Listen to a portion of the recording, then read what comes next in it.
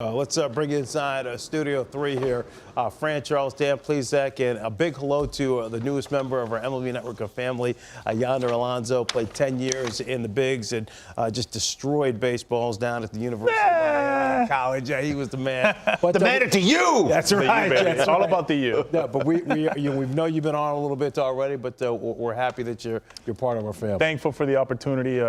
Beyond excited. I just can't wait to get going and obviously talk about baseball. That's why I'm here, and let's just do it. Well, let's do it because you played on a number of teams, and right. you're fresh from the field, so we want to pick your brain a little bit. And let's start with your former team, the White Sox. I mean, they have really started to put it together, and Yonder, without Eloy Jimenez and without Luis Robert.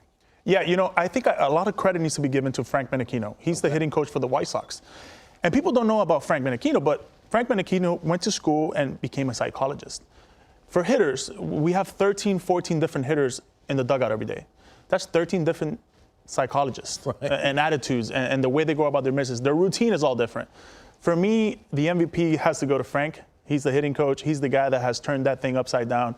They're leading the league in many variables in their offense, and I think for them, they just have to continue. Once it gets a little bit hot in that windy city, they're going to continue to hit even more. So look out for Abreu. I think he's going to have a phenomenal third month. And the second month of the year, I think they don't give enough credit to what this guy has done. He is the MVP of the American League, and he hasn't even gotten started yet. He hasn't even gotten hot yet. So can you imagine when that guy starts getting a little bit frisky and starts just raking the way he does? It's going to be a lot of fun to be a Chicago White Sox fan. And it's rare because right now he's banged up. Usually he plays every game. Danny, they've won 14 of their last 20, and despite the little hiccup with Mercedes and the home run of Astudillo with La Russa and the team having a little different feelings than the skipper, they keep winning games. They breeze right past that. Yeah, they're the best team in the Central, top to bottom. Their starting pitching has been very good. Their bullpen is very deep, as Yonder touched on. There's so many things to like about this team. And when you look at this graphic, when you see their record at 26-16, their average is third, starters ERA, opponent OPS, there's just so many positives. It's a really good team. I'm surprised they're doing as well as they are without Luis Roberts, without Eloy Jimenez. Those were two big bats in the lineup, but they have a shortstop in Tim Anderson. In my opinion, he gets lost in the shuffle as far as great shortstops in 2021. We want to talk about, the free agent class that's coming up. This guy is a tremendous player, a great athlete, and the White Sox, without question, they're the team to beat in the Central. Highest OPS against left-handed pitching going back to the beginning of 2020. It's Tim Anderson. It's not one of the big sluggers in the league. I mean, and this guy's a great hitter.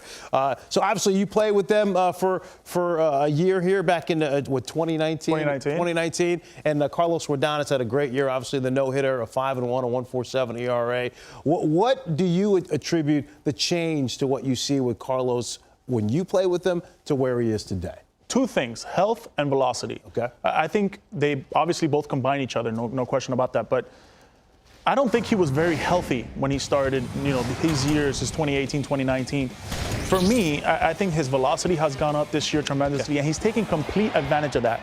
Mechanically, I think he was coming around the ball a little bit in the past couple of years. I think he's figured it out a little bit with a year off from Tommy John.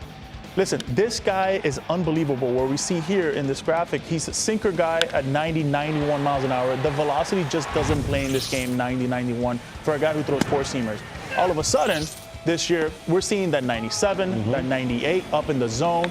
And when you have that, it's really hard for a hitter to understand what's going on, because then you can throw that changeup, that slider, that curveball that he has. By the way, I think his slider is one of the more filthiest sliders out of all the left-handers in the game today. Okay.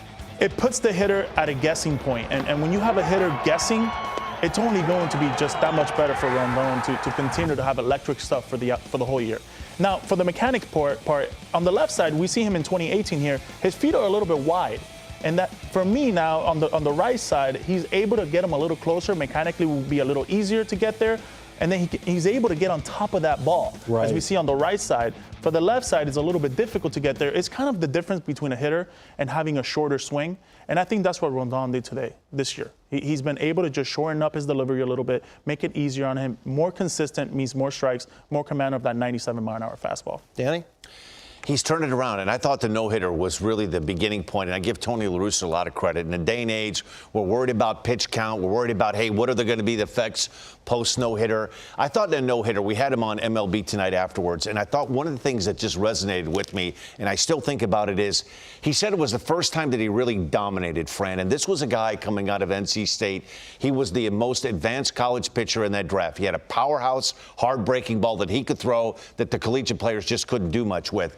And it had been some good, some bad, but he really hadn't dominated until that no-hitter. But I think the key, too, besides the mechanical changes, he has 3 pitches that he can throw now. He's getting that changeup over, and he'll land it. He doesn't land it all the time, but he lands it enough now that you have to respect it in the other dugout. So he can pull the string, has the nasty breaking ball, and somehow, some way, getting himself in better shape, maybe the rehab. He's added velo. And anytime 95 to 97, you have to catch up with 2, that hard breaking ball and that velo. He's figured it out, and he's throwing strikes. The point that Yonder made. Last time we saw him, he allowed 4 runs and 8 hits to the Royals, but that's probably an aberration. The Yankees are going to probably get the guy who has been spot on